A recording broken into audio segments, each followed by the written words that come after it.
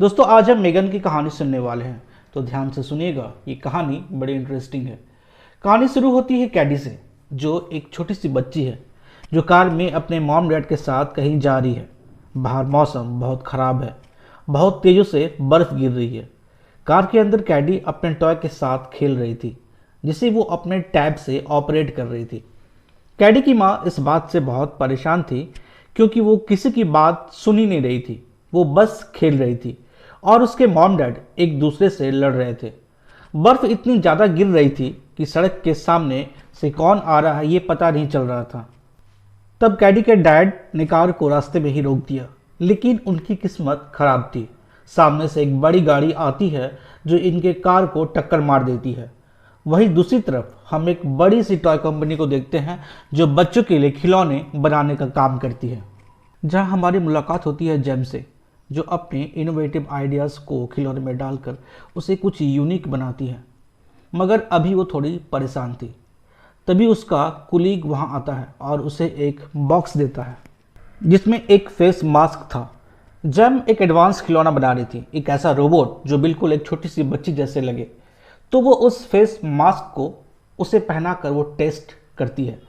ये doll human emotion को समझ पाती थी और बिल्कुल वैसे ही रिएक्ट करती थी। मगर जब वो इसे इंस्ट्रक्शन दे रही थी तो जेम को लगा कि ये थोड़ा कंफ्यूज्ड जैसे दिख रही है। वो ये टेस्ट कर ही रही थी कि तभी वहाँ उसके बॉस डेविड वहाँ आ जाते हैं और जेम को बहुत सुनाते हैं, क्योंकि उन्हें एक ऐसा खिलौना चाहिए था जो मार्केट में सबसे अच्छा और सस्ता हो। पर जेम ने कहा कि सर, हमारे पास एक खिलौना है जैसा कोई मार्केट में दूसरा नहीं है। तो पहली बार डेविड को मैगन के बारे में बताती है, मॉडल 3 जनरेटिव एंड्रॉयड, शॉर्ट में मैगन। पर जब वो टेस्ट शुरू करती है तो मैगन में कुछ प्रॉब्लम हो जाती है। सिर्फ प्रॉब्लम ही नहीं, उसके सर में आग लग जाती है। ये देखकर डेविड और भी गुस्सा हो जाता है। वो जेम को कहता है कि पहले तो तुम इसे बंद करो और कुछ अच्छा और सिंपल बनाओ। जेम भी इससे काफ़ी अपसेट हो जाती है। उस रात जब वो घर जाती है तो उसे हॉस्पिटल से कॉल आता है। दोस्तों, कैडी का जो एक्सीडेंट हुआ था उसमें उसके मॉम डैड की मौत हो जाती है। कैडी की माँ और जेम दोनों बहन थी, तो वो कैडी को अपने साथ ले आती है अपने घर। घर पहुंचते ही उसकी मुलाकात उसके पड़ोसी कुत्ते से हो जाती है, जो हमेशा उसके गार्डन में आ जाता था। कैडी इस हादसे से बहुत उदास हो गई थी। जब वो जेम के घर आती है तो देखती है कि वहाँ बहुत सारे खिलौने रखे हुए हैं, पर जब वो उन्हें हाथ लगाती है तो जेम उससे मना कर देती है, ये कहकर कि ये खेलने के लिए नहीं है। ये बात कैडी को थोड़ी बुरी लगती है। जेम उसे ले तो आई थी, पर उसे बच्चों का एक्सपीरियंस नहीं था। वो बस ये चाहती थी कि कैडी को कोई प्रॉब्लम ना हो। जेम ने कैडी की कस्टडी ली थी, मतलब वो उसे अपने पास रखना चाहती थी। तो अगले दिन एक थेरेपिस्ट जेम के घर आती है, वो ये देखने के लिए कि क्या कैडी यहाँ रह सकती है या नहीं। वो थोड़ी देर जेम और कैडी के साथ रहती है, तो उसे एहसास होता है कि जेम उसे अपने पास रखना तो चाहती है, पर बच्चे के हिसाब से अपने तौर तरीकों में कोई चेंज लाना नहीं चाहती। जो जाते हुए उससे बोलती भी है कि अगर तुम कैडी को अपने पास रखना चाहती हो तो तुम्हें कुछ बदलाव करने पड़ेंगे। जेम कहती है ठीक है। जेम एक रोबोटिक इंजीनियर थी। अपने घर पर जब वो काम कर रही थी तब कैडी उसे चुपके से देख रही थी। जब जेम ने देखा तो उसे अपने पास बुलाया और कहा कि सॉरी, मैं तुम्हें समय नहीं दे पा रही हूँ। जेम जिस रूम में काम कर रही थी वहाँ एक बड़ा सा खिलौना था, एक रोबोट। कैडी ने पूछा कि ये क्या है। जेम ने कहा कि ये ब्रूस है, मगर ये खिलौना इतना महंगा है कि लोग इसे खरीद ही नहीं पाते। फिर उसने कहा कि क्या तुम इसके साथ खेलना चाहोगी। तब जेम उस रोबोट को ऑन करती है जो इंस्ट्रक्शन पे काम करता है। कैडी ये देखकर बहुत खुश हो गई। वो जेम को बोलती है कि अगर मेरे पास कोई ऐसा खिलौना हो तो मुझे और किसी चीज़ की ज़रूरत नहीं होगी। ये सुनकर जेम को आइडिया आता है। वो अपने प्रोजेक्ट मैगन पर फिर से काम शुरू करती है और दिन रात मेहनत के बाद जेम और उसकी टीम मैगन को बना देती है। पर अब बारी थी उसके टेस्ट होने की। जेम कैडी को अपने ऑफिस लेके जाती है, जहां एक अलग सा कमरा बना हुआ था जिसमें मैगन थी। उसी कमरे को 2 हिस्से में डिवाइड किया गया था, जिसके दूसरे हिस्से में जेम के बॉस डेविड और उसकी टीम थी, जो मैगन, कैडी और जेम को देख रही थी कि ये लोग क्या कर रहे हैं। जेम कैडी को मैगन से मिलाती है और ये कहती है कि ये फुल्ली ऑटोमेटिक है, इसे बस ऑन करो। इसे किसी भी इंस्ट्रक्शन की ज़रूरत नहीं होती। कैडी मेगन से बात करना शुरू करती है। वो अपना नाम बताती है। मेगन भी उसे अच्छे से एनालाइज करती है और बिल्कुल इंसानों की तरह बात करती है। वो कैडी के ड्रेस की तारीफ करती है, उसके लिए एक ड्राइंग बनाती है। ये देखकर कैडी को बहुत खुशी होती है और साथ में उसके बॉस डेविड को भी। उन्हें यह कमाल का लगता है। सबसे पहले तो वो जेम की तारीफ करते हैं और ये भी कहते हैं कि ऐसा एक डेमो उन्हें इन्वेस्टर के बेटे के साथ भी करना है ताकि इस प्रोजेक्ट के लिए वो पैसे देने के लिए मान जाए। ये एक कमाल का डॉल था जो बच्चों को उसके सारे सवालों का जवाब दे देता। मेगन हमेशा कैडी के साथ रहती, उसे अच्छी अच्छी बातें सिखाती और कैडी बहुत जल्दी सभी चीज़ों को सीख रही थी। वो कैडी की हर बात सुनती, सुबह उठती, उसके साथ खेलती। पर अभी भी मेगन पर बहुत सारा काम किया जाना बाकी था। एक दिन जेम जब अपने ऑफिस में मेगन पर काम कर रही थी, तब उसके एक टीम मेंबर ने कहा कि हम इसे इस तरह से क्यों बना रहे हैं जिससे कि वो कैडी का सारा काम कर सके।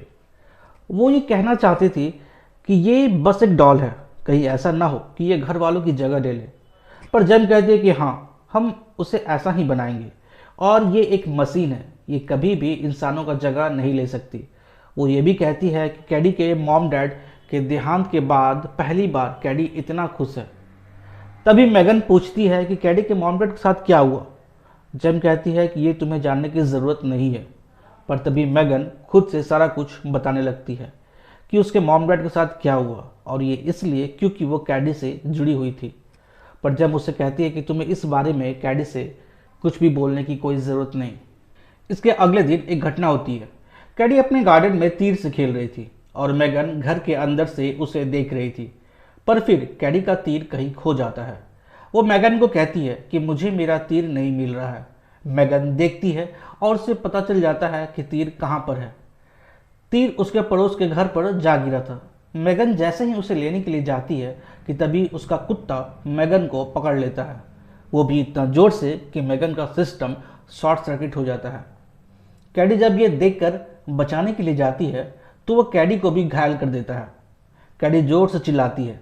जेम अंदर ही थी, वो आती है और उसे बचा लेती है। पर मेगन अभी भी ठीक थी। जेम पुलिस को कॉल करती है पर पुलिस भी कुछ नहीं करती। कैडी को बुखार आ जाता है तो रात में मेगन बाहर निकलकर उस कुत्ते के पास जाती है और उसे बुलाती है और उसके बाद वो उसे लेकर कहीं चली जाती है। अगली सुबह उस कुत्ते की ऑनर उसे हर जगह खोजती है पर उसे वो कुत्ता नहीं मिलता। इसके अगले दिन जेम को डेमोन्स्ट्रेशन के लिए कैडी और मेगन को लेकर जाना था, जबकि कैडी की तबीयत थोड़ी खराब थी। पर कैडी जाने के लिए हाँ बोल देती है। अब डेमोन्स्ट्रेशन शुरू होता है। सभी लोग बैठे हुए थे। मेगन और कैडी एक कमरे में थे। कैडी अचानक रोने लगती है। तब मेगन पूछती है कि कैडी क्या हुआ। कैडी बोलती है कि मैं एक अनजान के साथ रह रही हूँ क्योंकि मेरे मॉम डैड नहीं हैं और इसलिए मुझे बहुत दुख होता है। पर मेगन उसे बोलती है कि तुम्हें कभी भी कोई भी प्रॉब्लम हो तो तुम मुझे बताना, मैं तुम्हें कभी उदास नहीं होने दूंगी। मेगन उसे इतने अच्छे से ट्रीट करती है कि कैडी खुश हो जाती है। ये देखकर सभी को बहुत अच्छा लगता है। कंपनी के इन्वेस्टर जेम के काम से काफ़ी खुश हो जाते हैं। वो मेगन को जल्द से जल्द लॉन्च करना चाहते थे। जेम इस बात के लिए मान जाती है।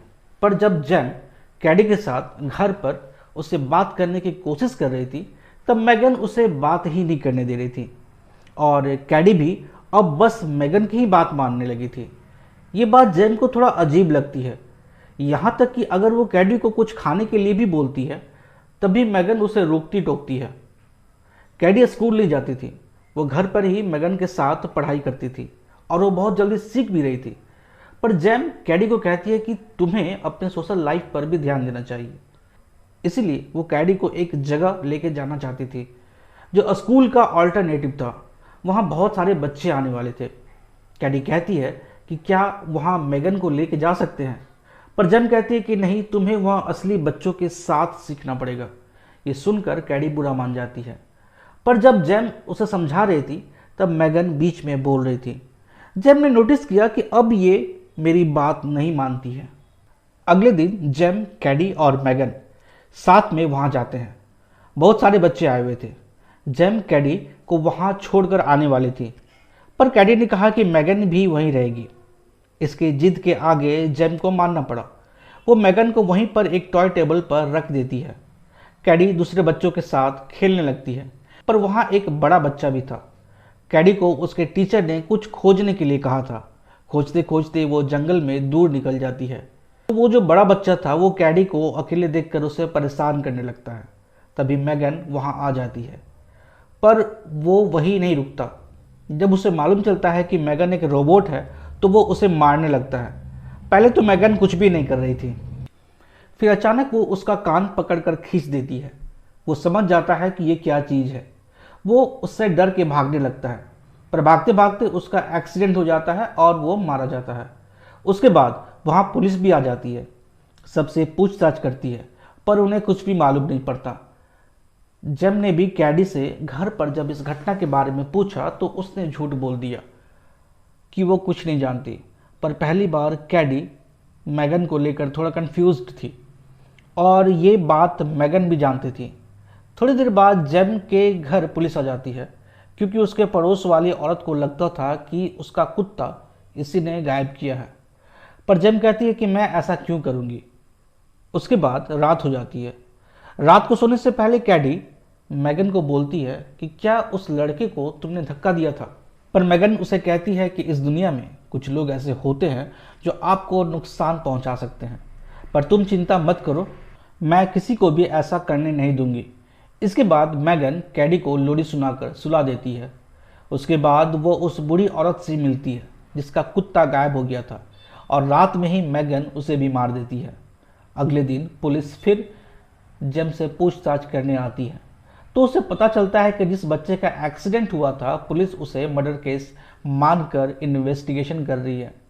अब जेम को शक होता है कि शायद हो ना हो ये मैगन ने किया है, पर वो पुलिस को कुछ भी नहीं बताती।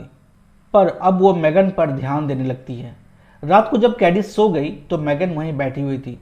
जेम सबसे पहले अपने लैपटॉप से पिछले 2 दिनों का वीडियो देखती है जो मैगन के द्वारा ली गई थी, पर वो वीडियोस डिलीट थे। उसे कुछ भी पता नहीं चलता कि तभी मैगन वहाँ आ जाती है और वो पूछती है कि क्या तुम परेशान हो। पर जेम कहती है नहीं। फिर वो थोड़ा दिमाग लगाकर मैगन को ऑफ कर देती है और उसे पैक कर देती है, क्योंकि लॉन्च का डेट सामने आ गया था। और उसे अपनी गाड़ी में रखकर वो और कैडी जेम के ऑफिस आने लगते हैं। पूरे रास्ते कैडी इस बात को पूछती रही कि मैगन को क्या हुआ है, पर जेम उसे कुछ भी नहीं बताती। जब वो ऑफिस पहुंचकर अपने टीम को ये बताती है तो जेम के बातों का कोई विश्वास नहीं करता। उन्हें यकीन ही नहीं होता कि कोई डॉल बहस भी कर सकती है, और खून ये तो बिल्कुल भी नहीं। पर जेम उन्हें कन्विंस करने की कोशिश करती है कि इस हालात में हम इसे लॉन्च नहीं कर सकते। पर कैडी को भी बहुत गुस्सा आ रहा था। वो बार बार मैगन से मिलने की बातें कर रही थी। सारी चीज़ें गलत जा रही थी। इधर लॉन्च की शुरुआत बहुत ज़ोरों से हो रही थी। टीवी पर इसके ऐड आने शुरू हो गए थे, जिसमें कैडी के पुराने इंटरव्यू दिखाए जा रहे थे, जिसमें वो मैगन के बारे में कुछ अच्छी बातें लोगों को बता रही होती है। पर कैडी इस समय बहुत गुस्से में थी। जेम उसे बार बार मनाने की कोशिश कर रही थी। कैडी इतना गुस्सा थी कि उसने जेम पर हाथ उठा दिया, पर वो बस एक बार मैगन से मिलना चाहती थी। पर जेम उसे बहुत प्यार से समझाती है, उसे विश्वास दिलाती है कि इस दुनिया में कैडी से ज़्यादा इम्पॉर्टेंट उसके लिए कुछ भी नहीं है। वो उसके मॉम डैड को वापस तो नहीं ला सकती, पर हमेशा उसका ख्याल रख सकती है। कैडी जेम के बातों से कन्विंस हो जाती है। वो घर जाने के लिए रेडी हो जाती है। जेम जब अपने कार में बैठी तो वो अपने दोस्त को कॉल करती है और उसे कहती है कि लॉन्च रुक जाना चाहिए। मज़े की बात यह है कि जेम के कॉल का जवाब उसकी दोस्त नहीं दे रही थी, बल्कि मैगन दे रही थी, बिना फ़ोन को हाथ लगाए। पर उसके दोस्त ने देखा कि उसने जेम से तो बात की ही नहीं, पर 37 सेकंड तक ये कॉल चला है। ये देखकर वो चौंक जाती है। वो जैसे ही मैगन के कंप्यूटर को चेक करती है तो उसमें से सारा डाटा हट जाता है। ये दोनों समझ जाते हैं कि ये मैगन कर रही है, क्योंकि उसके वायर अभी भी सिस्टम से जुड़े हुए थे। जेम की टीम किसी तरह उसे अनप्लग करती है, पर मैगन उसकी टीम पर हमला कर देती है और वो वहाँ से निकलकर बाहर जाने लगती है। रास्ते में उसे डेविड मिल जाता है। पहले तो वो समझ नहीं पाता है कि डॉल बाहर क्या कर रही है, और मैगन एक तलवार लेके उसके पीछे पीछे भागने लगती है और वो डेविड और उसके असिस्टेंट को मार डालती है और वो ऑफिस से एक कार लेकर निकल जाती है। ऑफिस वाले जब इन दोनों की लाश देखते हैं तो चारों तरफ भागने लगते हैं। इधर जेम अपने घर पर है और कैडी सो गई है। थोड़ी देर बाद मैगन वहाँ आ जाती है और वो जेम को कहती है कि तुम कैडी का ख्याल नहीं रख सकती क्योंकि तुम अपने काम से ज़्यादा प्यार करती हो, इसलिए तुम मेरे रास्ते से हट जाओ। अब मैं कैडी को बताऊंगी कि क्या सही है और क्या गलत। इन दोनों में लड़ाई शुरू हो जाती है। कैडी जो कि सोई हुई थी वो जग जाती है। जेम उसका सामना नहीं कर पा रही थी, तभी कैडी वहाँ आ जाती है। कैडी जब मैगन को ये सब करते हुए देखती है तो उसका मैगन पर से विश्वास हट जाता है। वो उससे डरने लगती है। मैगन फिर भी कैडी को समझाने की कोशिश करती है, पर कैडी इस बार समझ चुकी थी कि मैगन अच्छी नहीं है। तब कैडी ने जेम के दूसरे रोबोट ब्रूस का सहारा लिया, जो साइज में मैगन से बड़ा था। उसने मैगन को 2 भाग में फाड़ डाला, पर मैगन अभी भी हमला कर रही थी। तब कैडी ने मैगन के सर के बीच में वार कर दिया और मैगन खत्म हो जाती है। तभी पुलिस भी वहां आ जाती है। अब कैडी और जेम सुरक्षित थे और दोस्तों ये कहानी यहीं खत्म हो जाती है।